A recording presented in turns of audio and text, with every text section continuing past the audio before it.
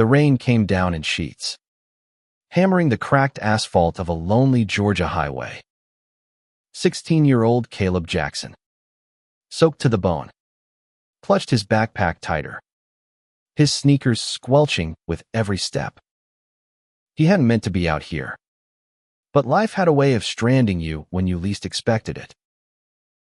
Caleb's day had started with a fight, his father's voice booming through their small, sagging house in Macon, calling him a disgrace for who he was, for who he loved. "You think you can just be like that under my roof?" His father had shouted, his words sharper than the switch Caleb used to dodge as a kid. By noon, Caleb was on the road, hitchhiking to nowhere, his heart a tangle of anger and ache. He saw the car before he heard Ida's sleek black Mercedes, its hazard lights blinking weakly against the storm. It was pulled over on the shoulder, one tire flat, the driver standing helplessly beside it. Caleb slowed his pace, squinting through the rain. The man was older, maybe in his 50s, dressed in a suit that probably cost more than Caleb's entire wardrobe. His face was a mask of irritation, phone pressed to his ear, voice cutting through the downpour. "No, I can't wait 2 hours for roadside assistance." Caleb hesitated. He could keep walking, stay invisible. But something about the man's frustration mirrored his own raw, human kind of desperation. He stepped closer, his voice barely audible over the rain. "Need a hand?" The man, Elliot Grayson, though Caleb wouldn't learn his name until later, lowered his phone, eyeing the boy with a mix of suspicion and relief. "You know how to change a tire, kid?" His tone was sharp, but there was a crack in it, a hint of vulnerability. Caleb nodded, dropping his backpack onto the wet gravel. "Grew up fixing things. My dad's a mechanic." The irony stung. His father's skills had kept cars running, but they couldn't fix the rift between them. Caleb knelt by the tire, his hands steady despite the cold. Elliot watched, arms crossed, as Caleb worked the jack, loosened the lug nuts, and swapped the flat for the spare with a quiet efficiency that belied his age. "You're good at this," Elliot said, almost to himself, as Caleb tightened the final bolt. The rain had eased, leaving a soft drizzle that glistened on the car's hood. Caleb shrugged, wiping his hands on his jeans. "Just something I know?" Elliot studied him, his sharp blue eyes taking in Caleb's worn jacket, the defiance in his posture. "What's a kid like you doing out here in a storm?" Caleb's jaw tightened. He could lie, say he was visiting family, but the truth slipped out before he could stop it. "Got kicked out. My dad, he doesn't get me."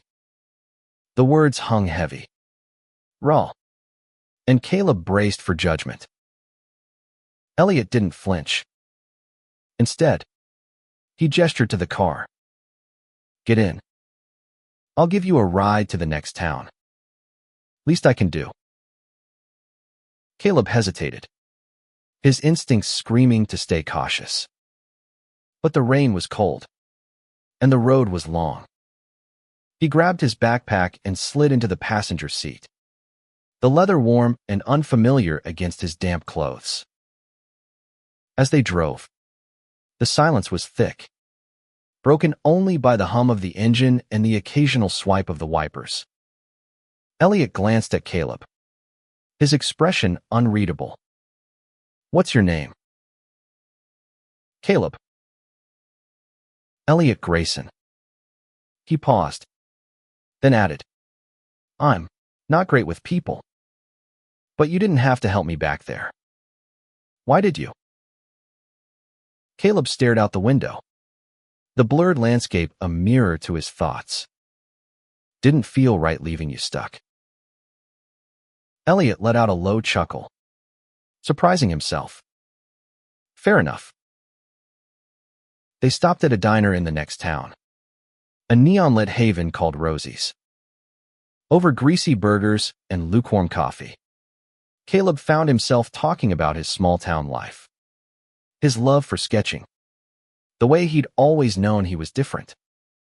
He didn't say the word gay, but it hung there, unspoken, in the way his voice cracked when he mentioned his father's anger. Elliot listened, his face softening. He didn't offer platitudes or advice, just presence. When Caleb finished, Elliot leaned back, his own story spilling out like it had been waiting for the right listener. He was a tech millionaire, a man who'd built an empire but lost his son years ago to a rift he never fully understood. He was, like you, Elliot said quietly. I didn't know how to handle it back then.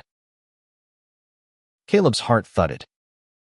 For the first time in hours, he didn't feel alone. As they left the diner, Elliot handed Caleb a business card. If you need anything at all, call me. Caleb tucked the card into his pocket, unsure if he'd ever use it. But as he watched Elliot's card disappear into the night, something shifted inside him.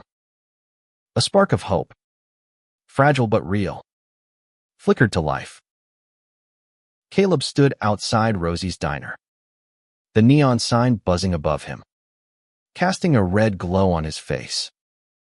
The business card in his pocket felt heavier than it should. Elliot's name and number, a lifeline he wasn't sure he deserved. He had nowhere to go, no plan beyond the next step. But the warmth of the diner conversation lingered, a faint shield against the chill of the night.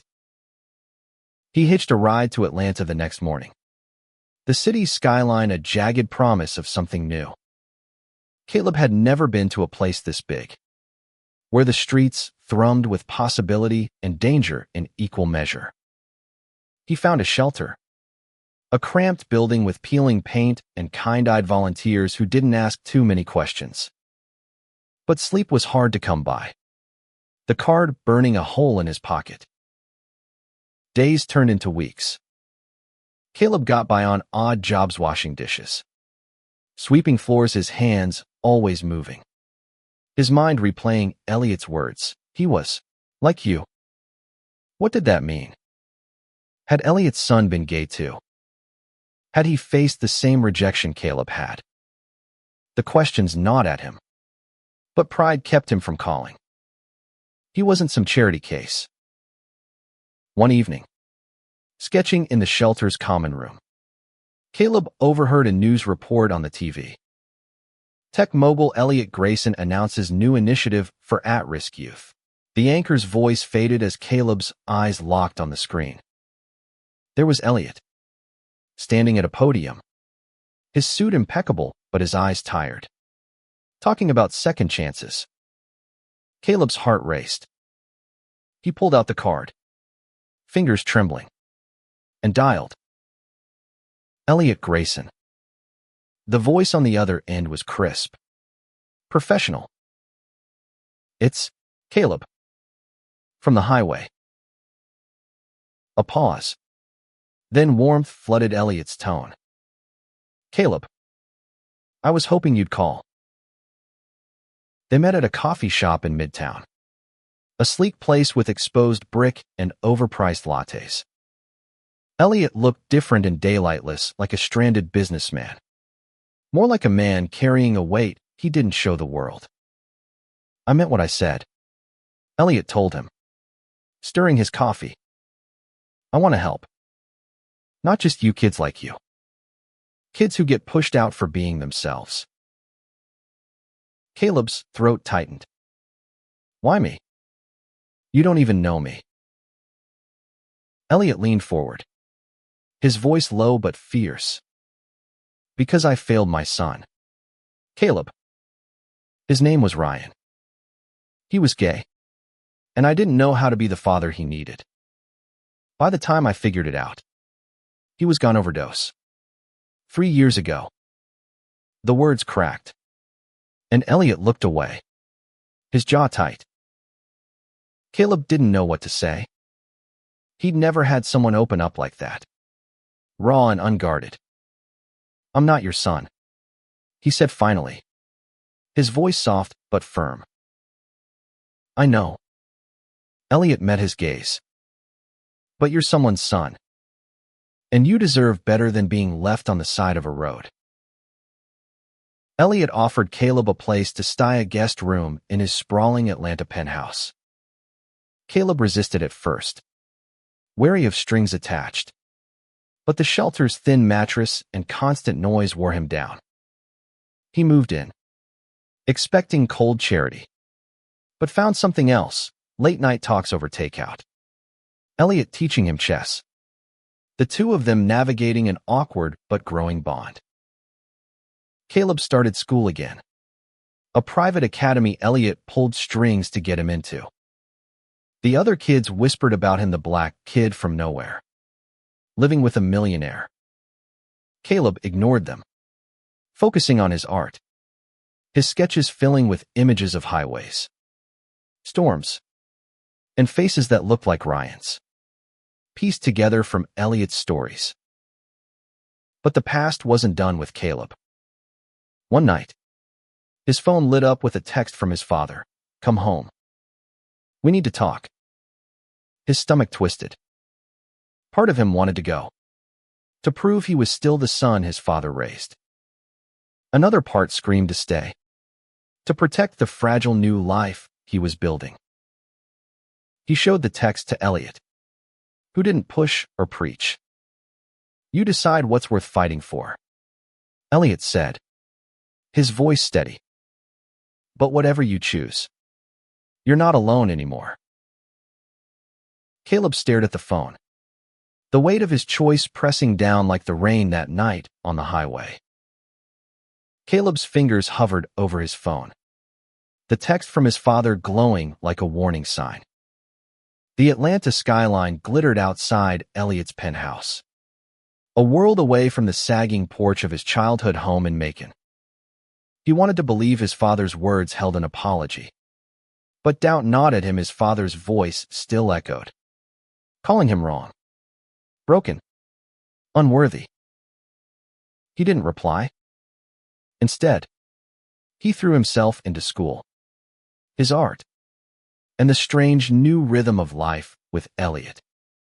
The academy was a pressure cooker, rich kids with sharp tongues and sharper expectations, but Caleb found solace in the art room, where his sketches of storms and highways evolved into portraits of resilience. A boy standing tall against a raging sky, a man reaching out through the rain. His teacher, Ms. Harper, a black woman with a quiet intensity, saw something in his work. "You've got a voice, Caleb," she said, pinning one of his drawings to the wall. "Don't let anyone silence it." Elliot, too, was changing. He'd always been a man of control, boardrooms, algorithms, wealth, but Caleb's presence stirred something softer. He started spending less time at his tech firm, delegating meetings to join Caleb at the community center where Elliot's new youth initiative was taking shape. They painted walls, sorted donations, and planned programs for kids like Caleb, runaways, outcasts, those told they didn't belong. Caleb watched Elliot laugh with a group of teens, his guarded exterior cracking, and felt a pang of something like pride. But the past kept knocking.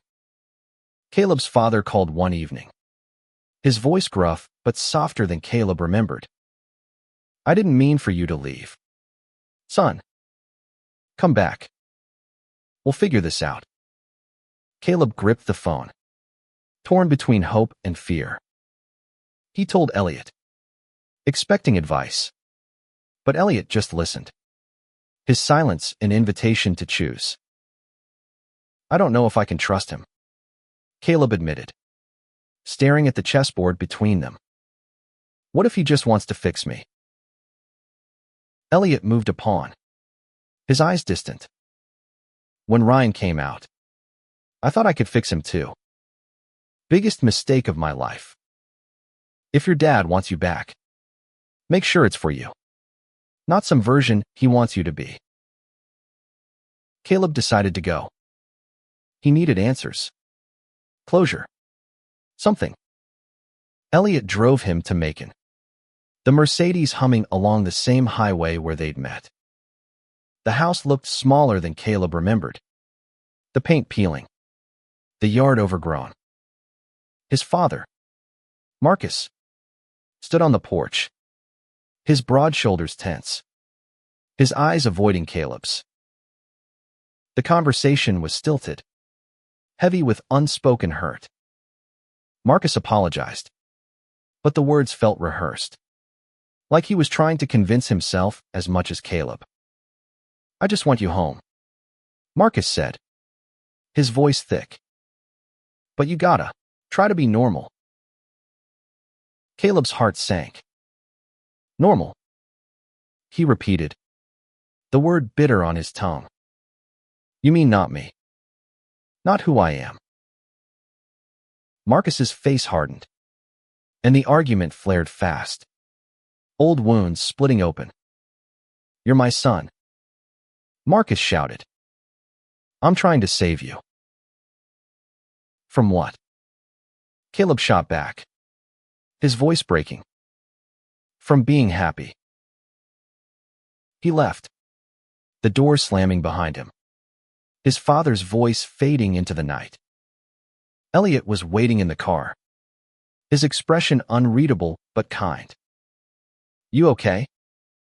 He asked as Caleb slid into the passenger seat. Caleb shook his head, tears burning his eyes. He doesn't see me. He never will. Elliot didn't say anything, just started the car and drove. The silence wasn't empty, it was safe. A space where Caleb could breathe.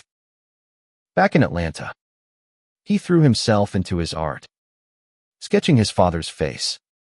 The porch. The weight of rejection. MS. Harper noticed the shift in his work. The raw pain bleeding into every line. Use it, she told him. Let it fuel you. And it did. Caleb's sketches caught the eye of a local gallery owner, who offered him a spot in a youth art show. It was a small step, but to Caleb, it felt like a shout into the voided declaration that he was here. He was enough.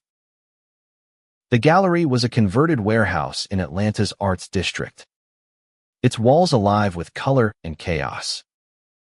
Caleb's sketches hung in a corner, their stark lines and vivid emotions drawing a small crowd.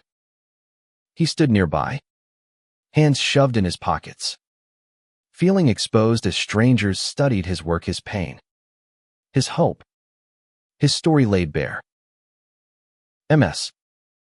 Harper was there, beaming like a proud parent. You're telling a story the world needs to hear, she whispered, squeezing his shoulder. Elliot stood across the room, talking to the gallery owner, his presence steady, grounding. Caleb caught his eye, and Elliot gave a small nod, the kind that said, You've got this.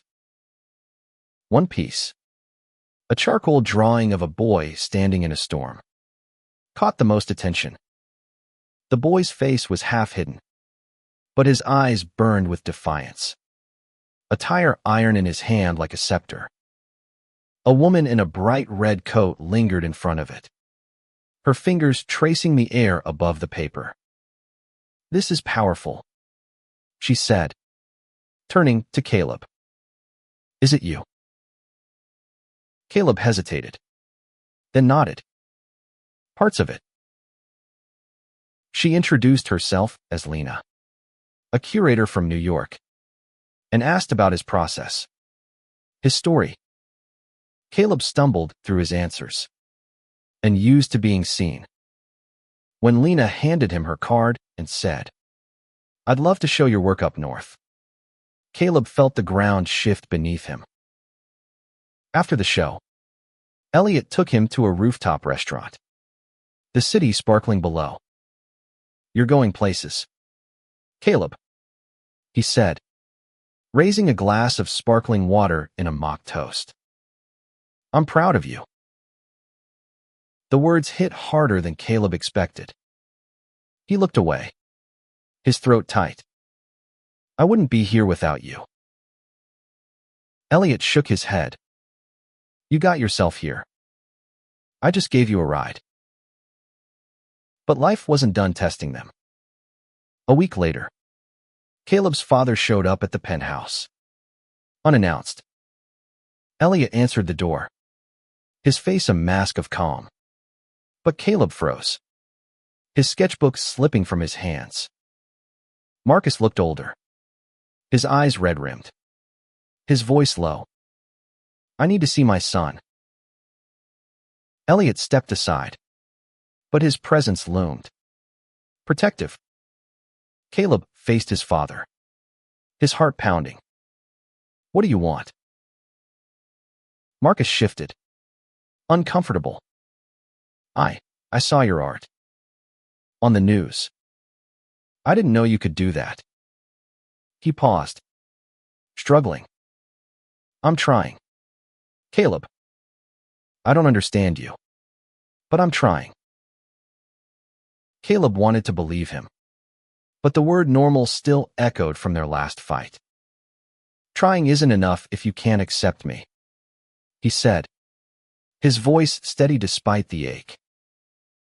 Marcus's face crumpled, and for the first time, Caleb saw his father's fear of losing him. Fear of a world he didn't understand. "I don't know how," Marcus admitted, his voice barely a whisper. Elliot stepped in, his tone gentle but firm. "Then learn. He's worth it."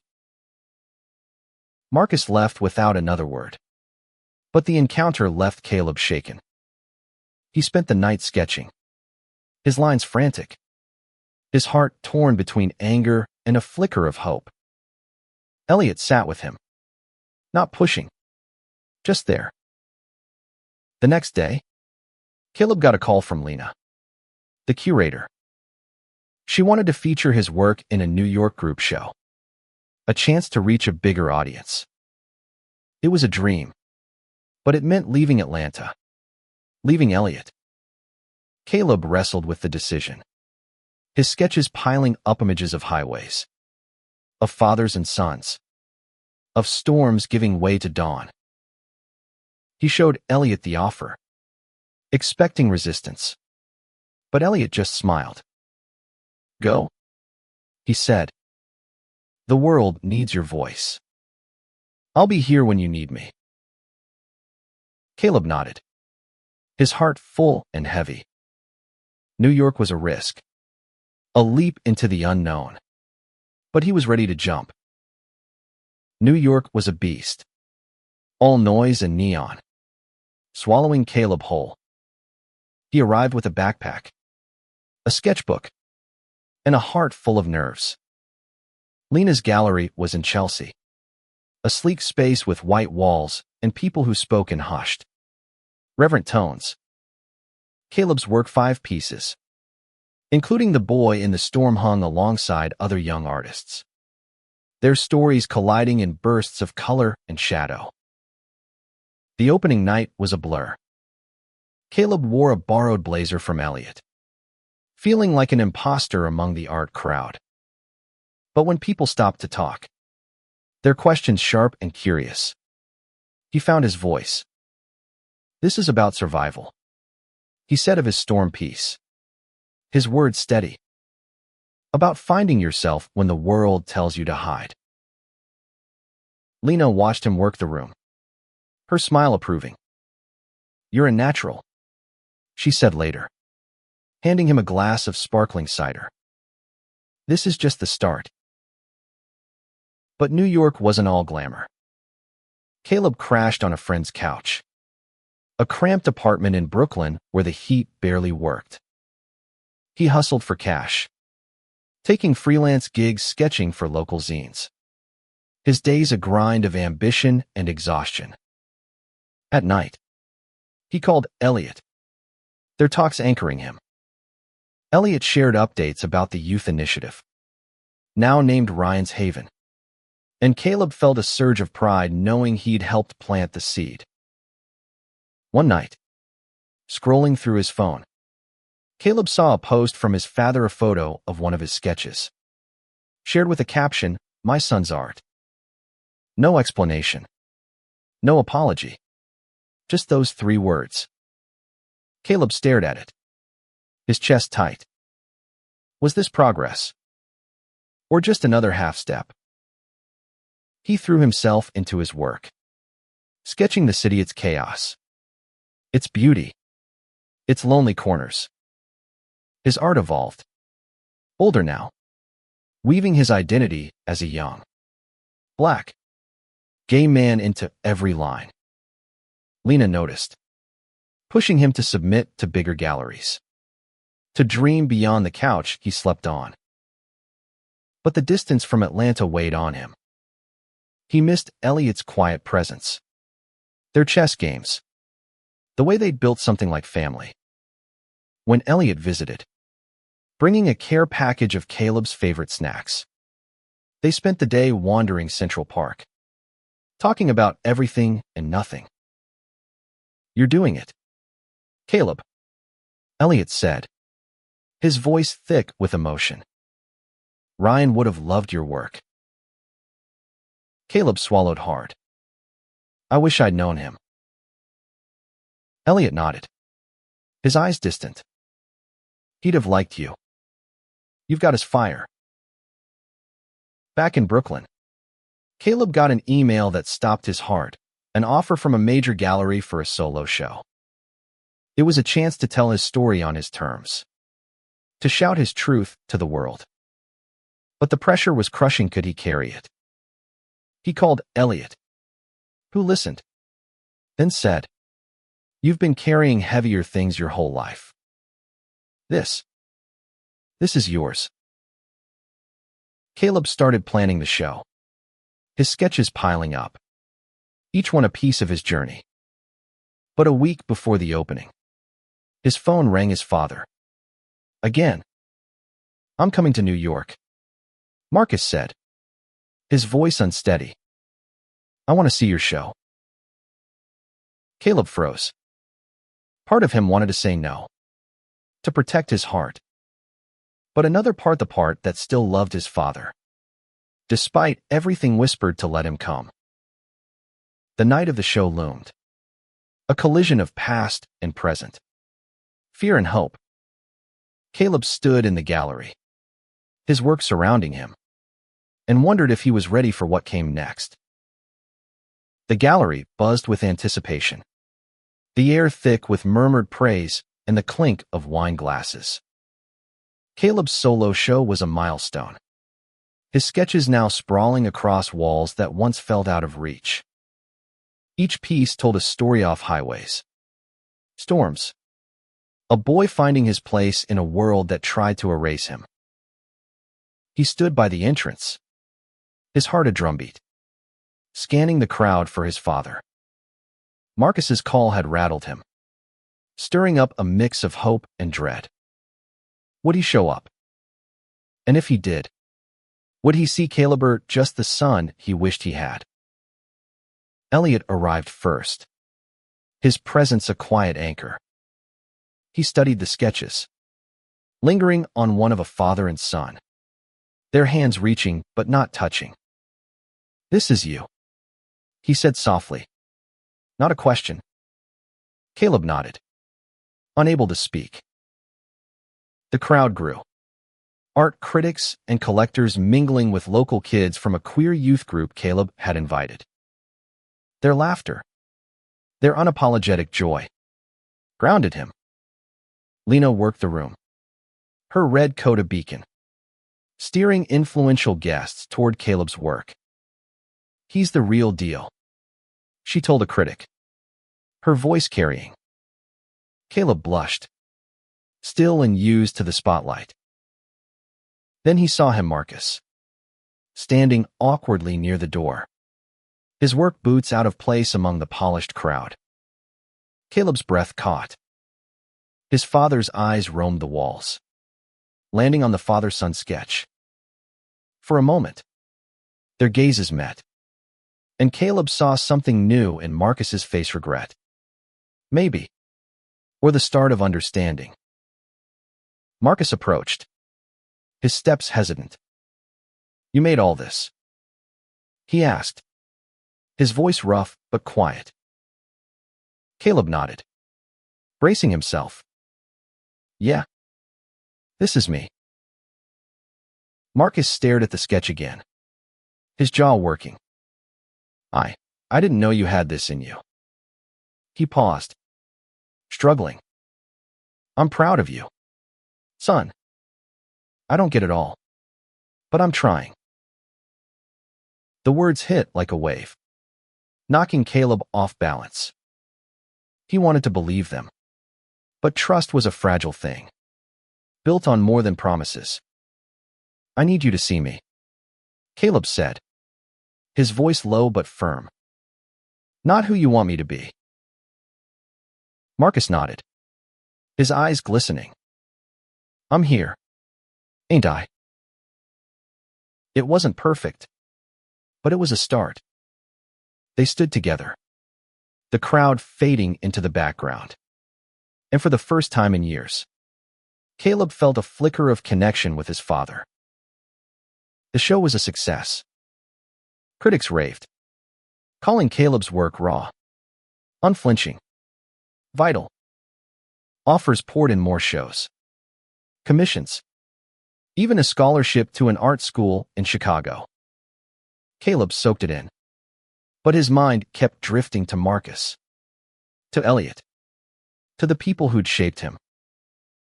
Later, over pizza with Elliot and the youth group kids, Caleb felt something new: belonging. He laughed as one of the teens, a trans girl named Mia, teased him about his fancy art life. Elliot joined in, his rare smile lighting up the room.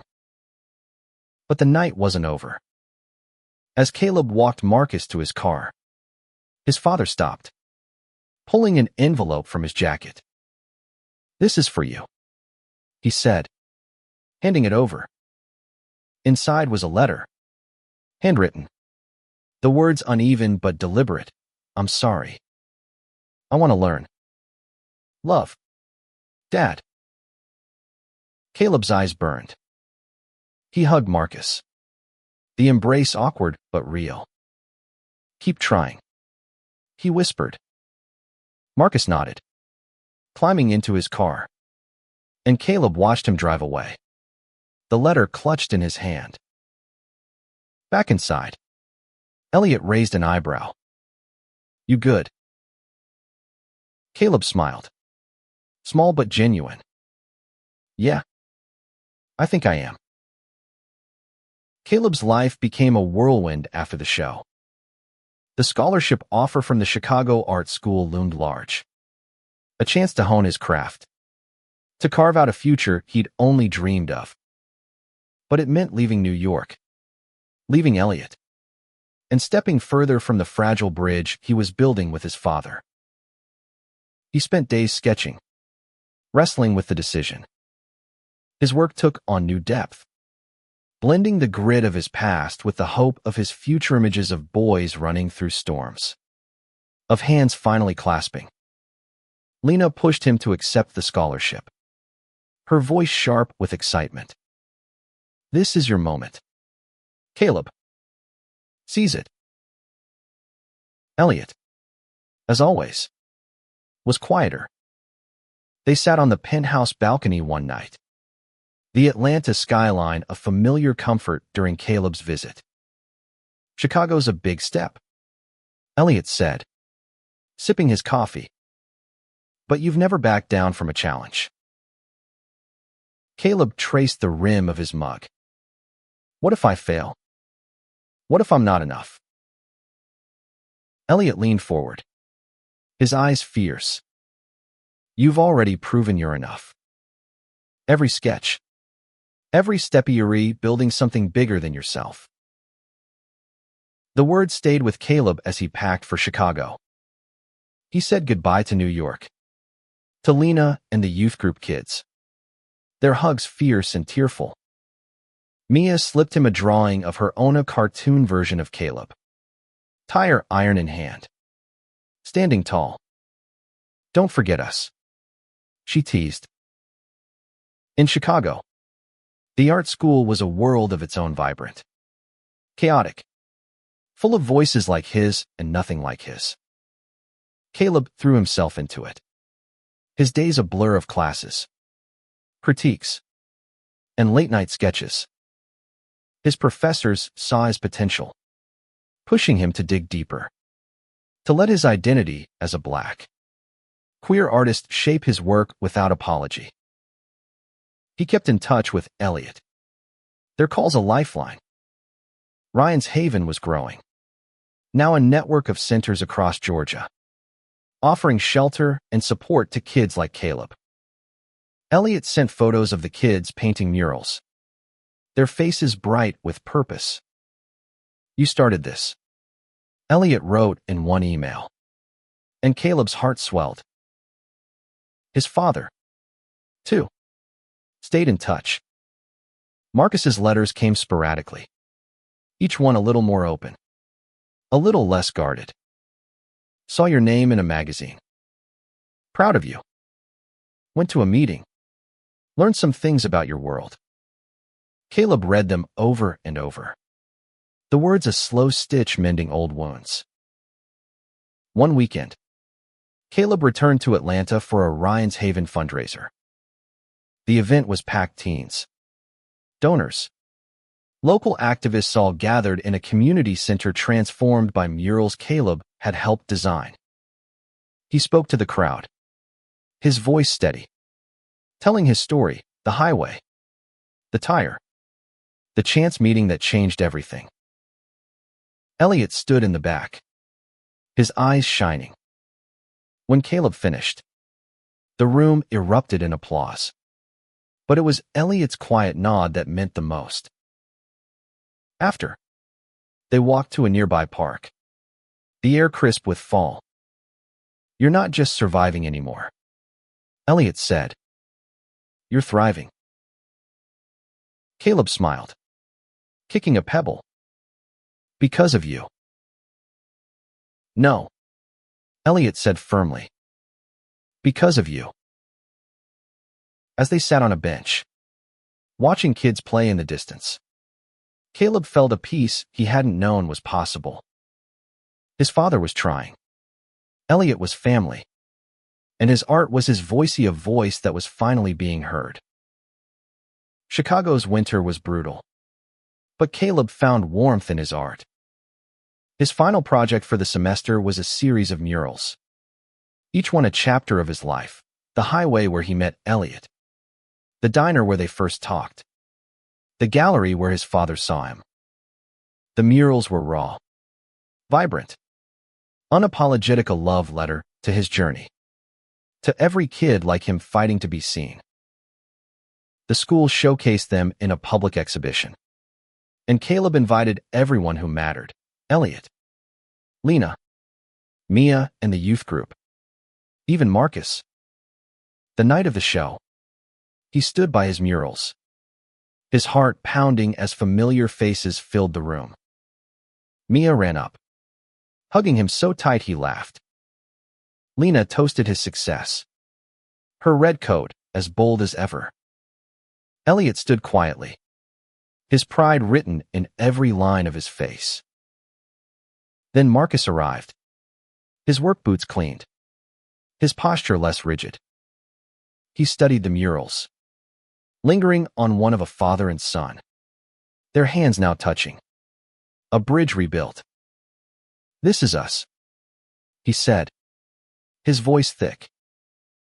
Caleb nodded, his throat tight. "It's what I hope we can be." Marcus pulled him into a hug, the kind Caleb hadn't felt since he was a kid. "I'm learning, son," Marcus whispered. "I'm here." The exhibition was a triumph. But the real victory was the family Caleb had found blood and chosen. Flawed and trying. After, he and Elliot drove to Lake Michigan, the city's lights reflecting on the water. They sat on the shore, the cold biting but the moment warm. "You changed my life," Caleb said, his voice soft. "That day on the highway, I was lost." Elliot shook his head, his eyes on the water. "You changed mine, Caleb. I was stuck, too grieving, closed off. You reminded me what it means to show up." They sat in silence, the waves a steady rhythm. Caleb thought of Ryan, of the father Elliot had lost and found again in him. He thought of Marcus, stumbling but moving forward. He thought of his art, his voice, the kids at Ryan's Haven who'd see his murals and know they weren't alone. Caleb's story wasn't over. There were more storms to weather, more bridges to build. But as he looked at Elliot, at the city, at the life he was carving out, he knew he was ready. He was enough. Years later, Caleb's murals would grace galleries across the country, each one a testament to resilience, to love, to the power of a single moment, a boy helping a stranger on a rainy highway. 2 lives forever changed. And somewhere, in a small Georgia town, a father hung one of those murals in his living room.